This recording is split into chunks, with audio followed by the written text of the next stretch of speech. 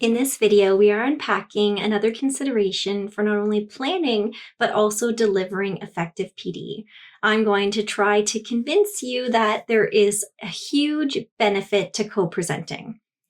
As a classroom teacher, one of the most impactful experiences I had was being able to team teach. I was so fortunate to have a partner for 3 years, and we actually co-facilitated our lessons. There is so much value to that experience. Not only are you co-planning, but you also have a chance to debrief together. Every day you can look back on a shared experience and talk about what went really well and also the things that you would like to improve.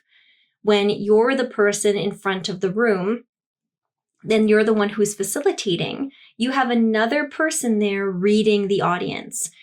They're looking at and observing body language, they're looking at levels of engagement, and they're also able to discern the clarity of your messaging.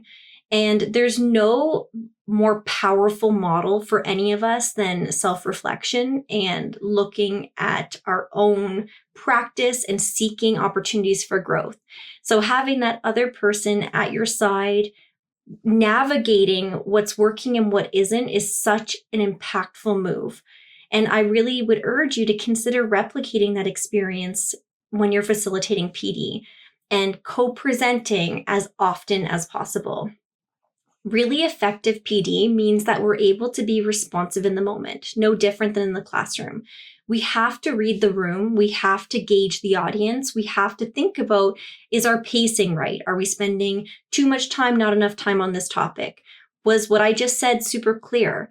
So having that other person at your side to either rephrase your thinking, to clarify what may not have been clear from what you just stated, to make decisions in the moment and say, hey, I think we should move this up, or we should slow this down, or we should go back to this idea, is really going to result in a more impactful day for your participants. There is really just so much opportunity when you have somebody else encouraging you and helping you find ways to be better. And it's really hard to do that when, again, you haven't shared the experience with them. So you may be super fortunate and you have a colleague who is engaged in this learning with you. They're responsible for mathematics as well. And that opportunity naturally presents itself. But if in your district you are the only one leading math work at the district level, for example, you could look to another colleague perhaps that's supporting language arts. It's not necessary that that person has math expertise.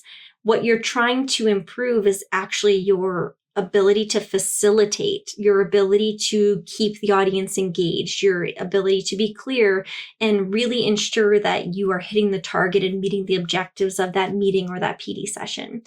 So consider reaching out, finding somebody. I know it's certainly not possible that every single meeting or every PLC you have a partner with you, but trying to leverage that opportunity whenever you can. And that could be a coach, that could be even a super eager teacher who's looking for leadership opportunities. It might be an administrator or a colleague, somebody that's in a similar role to you.